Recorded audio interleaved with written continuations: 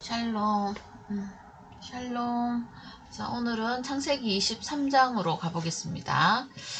22장에서 이제 아브라함이 하나님의 시험을 받고 난 다음에 여호와 이레라는 하나님의 성품을 이제 알게 되고 이것을 믿음화 시켜가는 이런 작업들을 해 나갑니다. 자, 그래서 22장 끝에 보시면 하나님께서 브엘셀바라는 곳에 이제 거하는 거, 땅 이름이지만 이 지명의 의미가 중요해요. 맹세와 언약이라는 뜻이거든요.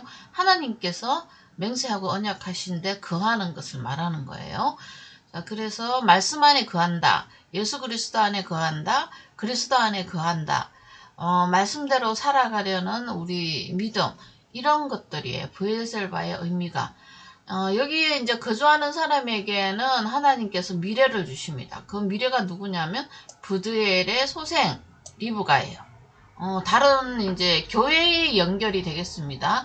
어떻게 보면 말씀의 전달자라고 보시면 되겠죠. 언약과 약속의 전달자.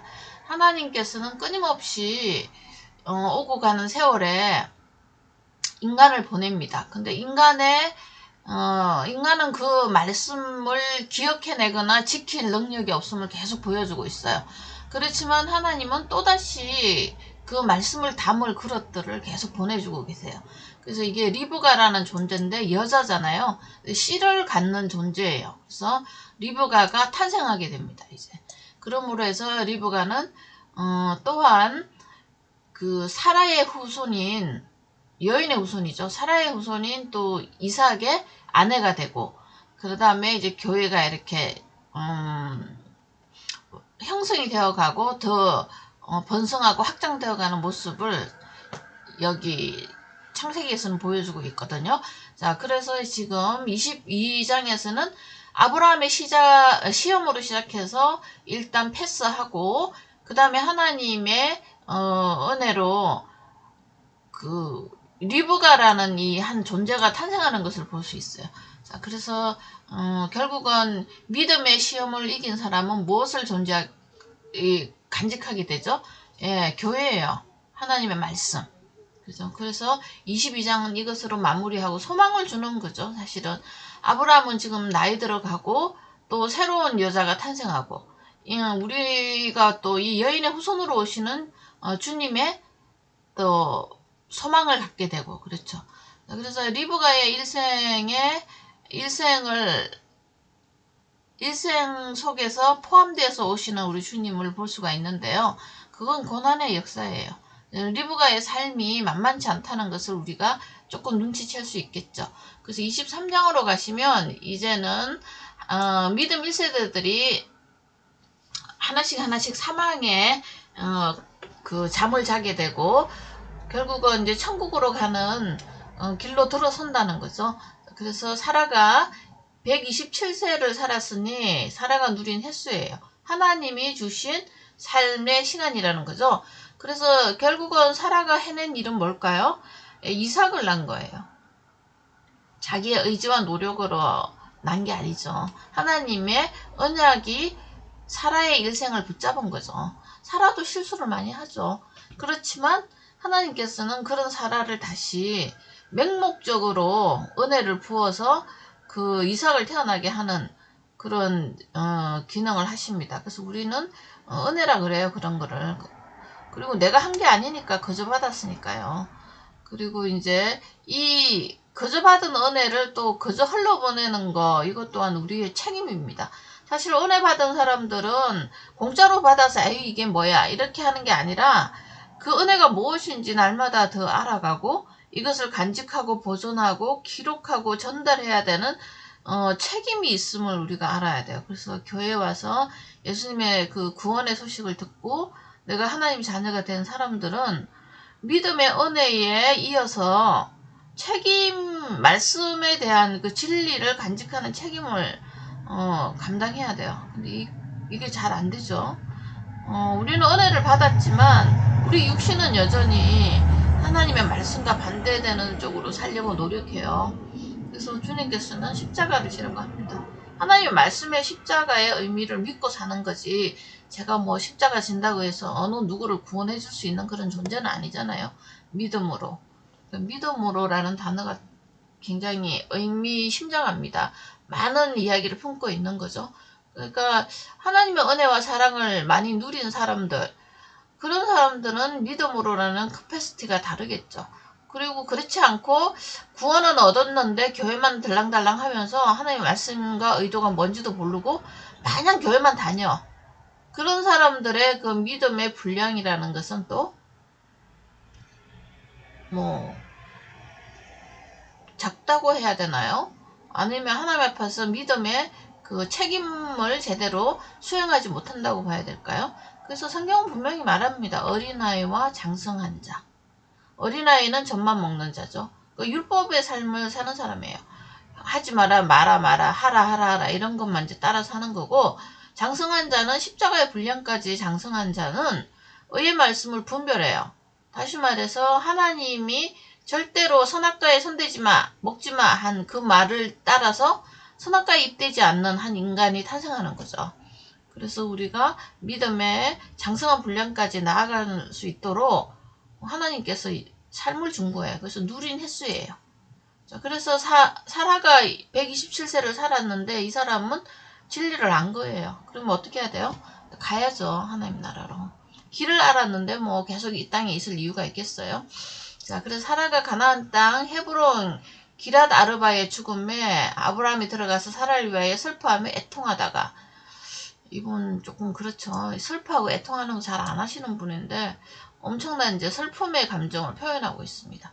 자, 그 시신 앞에서 일어나 헷족속에게 말하여 이르되, 이제 23장 전반적으로 보시면 이 사라의 무덤 준비하는 일인데 이게 굉장히 상세하게 무덤 그 땅 몇 평 안 되는 거 그거를 구입하고 또 이런 과정들을 설명해 놓은 겁니다. 그래서 우리가 이 이야기들 속에서 알아야 될 것이 있겠죠.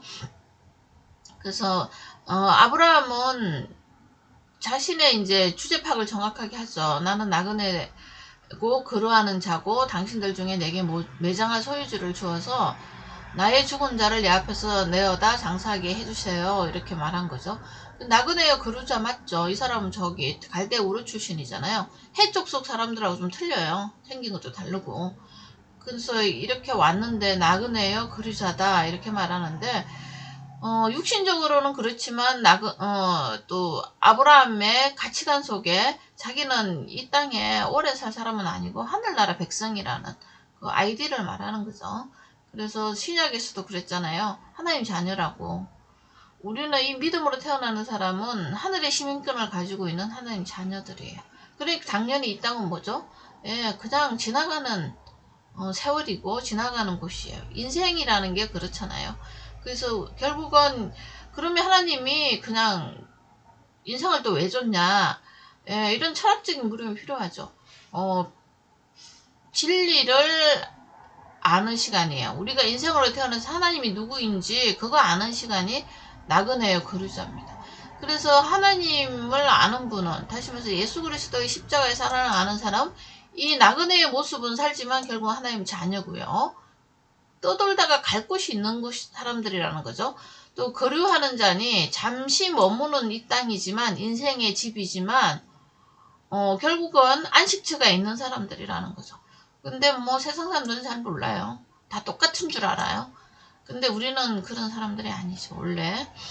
자, 그래서 헷 족속이 아브라함에게 대답하기에 이르되, 내 조에 들어서서 우리 가운데 있는 하나님이 세우신 지도자다.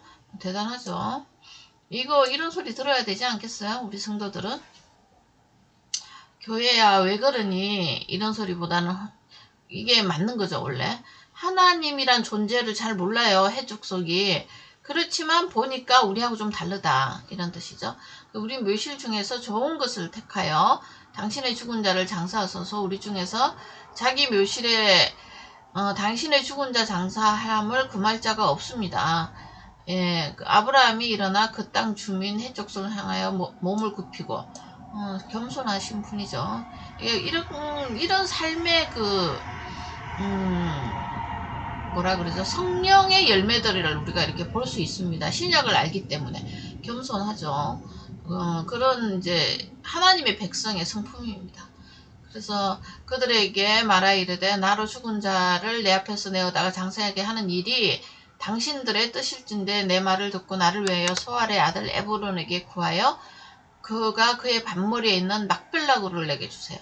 이게 이제 막벨라굴이라고 하고 그의 밭 머리에 있는 정확한 지명 이야기를 하는 거죠.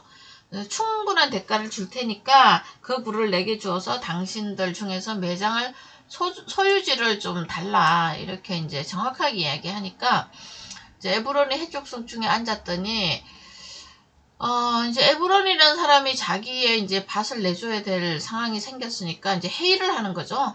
회의를 해가지고 성문에 들어온 자가 듣는 데서 아브라함에게 대답하여 이제 성문에 앉았다 이런 거는 이제 재판하는 겁니다.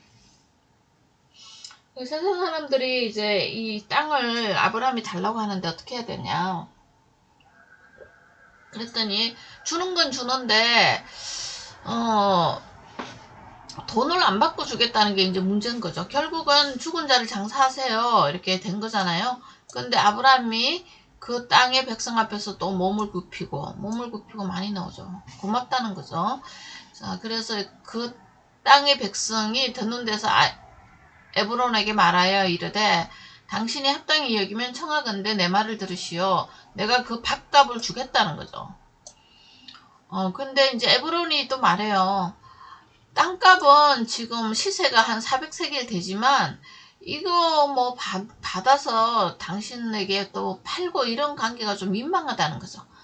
이런 거 보면 참 아브라함과 이 에브론 사이의 그 사랑의 관계, 우정의 관계 이런 것들이 보이죠.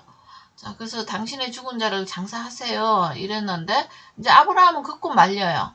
아니다, 내가 은 400세겔을 달아주겠다. 그래서 결국은 마므레 앞에 막벨라에 있는 이제 에브론의 밭, 곧 그 밭에 거기 속한 굴과 그 밭에 주위에 둘린 나무를 이제 사게 되는 거죠. 아브라함의 소유지로 확정한다. 자, 그래서 결국은 이게 이제 마므레라는 곳은 헤브론이라는 뜻인데 원래 헤브론은 하나님과의 교제잖아요. 그래서 막벨라라는 굴은 결국은 천국이에요. 천국으로 들어가는 입구가 되는 거죠. 그래서 이런 이제 천국으로 들어가는 길을 준비하는 아브라함을 볼 수가 있거든요. 그래서 이거를 땅값을 굳이 그렇게 또 지불을 해요. 이런 아브라함의 그 마음은 대관적으로 뭘까? 아니 에브론은 안 받는다고 해요. 에브론 그 이방인들은. 근데 이분은 그거를 만류하고 주겠다고 또 주겠다고 해요. 그래가지고 이제 이 사건에 대해서 해석을 좀 하셔야 되겠죠. 이제 문자적으로 보면 공짜로 뭘 받으면 안 된다. 기독교인은 공짜로 받을 수도 있죠. 받고 나중에 또 시절이 좋아지면 갚으면 되는 거지. 그런 이제 도덕성이나 윤리적인 문제를 이야기하는 책이 아니에요. 이 성경책은. 그래서 좀 멀리 또 신약으로 와보면 왜 이렇게 또 대가를 자꾸 지불하나 천국 가는 그 길에 대한 대가를 은 30세겔 그 기억하셔야 돼요. 은은 우리 주님의 죽으심을 의미하는 그 교보제잖아요. 그러니까 비유를 나타내는 그 의미를 나타내려면 우리가 그 교보제 같은 거 이런 걸 또 써야 되잖아요. 은이라는 거예요. 그러니까 죽으심이거든요. 은은 고난을 의미하는 광물이에요. 자, 그래서 은 400세겔을 달아준다. 사획이라는 단어인데 이게 우리 주님의 죽으심은 30세겔이라는 거. 종의 몸값. 우리가 세상의 종 되었던 걸 대속해서 지고 가는 이제 그런 그림 언어잖아요. 그래서 은 300세겔, 은 400세겔, 우리는 은 30세겔. 그래서 십자가에서 죽는 대가성을 나타내는 거죠.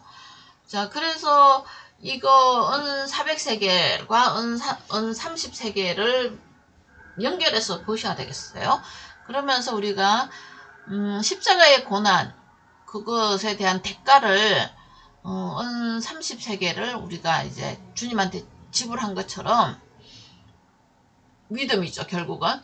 그래 이것을 믿음으로라는 단어지만 아브라함은 이제 은 400세겔이라는 그 이 교보제를 들고 자신의 믿음을 표현한 거예요.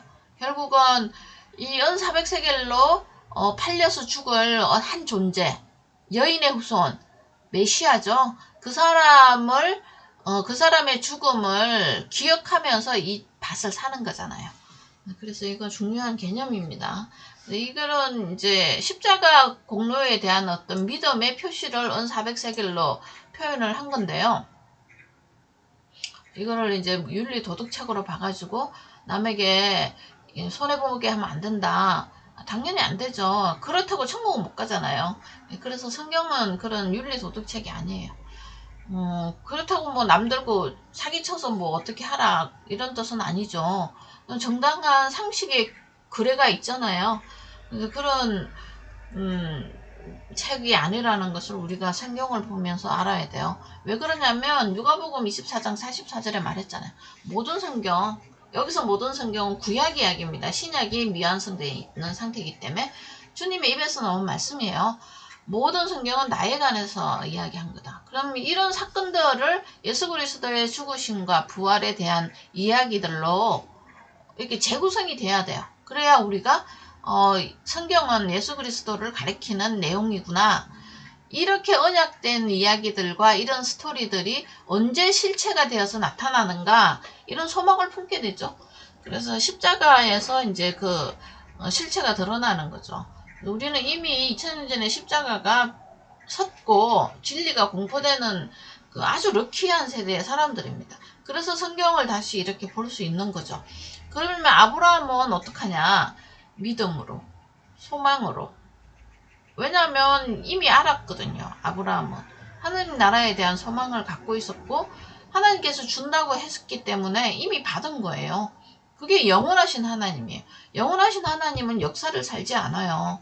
그랬기 때문에 말씀을 하셨기 때문에 이미 성취된 것을 아브라함은 알고 있었어요. 그래서 그걸 믿음이라고 하는 거예요. 자, 그래서 우리의 믿음은 우리는 과거를 통해서 지금 미래를 바라보고 있는 상태지만 완성된 과거가 있었잖아요. 과거 완료 시제예요. 그렇지만 아브라함은 미래 완료형을 지금 보고 자기의 일상을 살고 있는 모습을 보고 있어요. 조금 다르죠. 그렇지만 역사 속에 사는 인간은 이렇게 타임이라는 그 역사 안에서 이루어지는 사실로밖에 기록을 못하죠. 그렇지만 믿음의 눈으로 보면 그제나 오늘이나 하루를 또 천년같이 이렇게 이제 베드로께서는 표현을 해주셨어요. 결국은 소망을 갖고 있는 믿음으로 사는 아브라함을 볼 수 있고 우리는 성취된 미래를 갖고 소망을 품고 또 사는 현재 성도들이 될 수 있는 것을 볼 수 있는 거죠. 자, 그래서 은 400세겔과 주님의 그 십자가 사건과 연결시켜 주셔야 돼요. 그래서 아무 대가 없이 죄인이 천국을 갈 수 없다는 거. 그러면 뭘 치러야 되느냐? 네, 우리는 우리의 노력으로는 안 돼요. 주님의 죽으심 그거 갖고 가는 건데 믿음이죠. 믿음으로 가는 거죠. 예, 오늘 여기까지 하겠습니다. 감사합니다.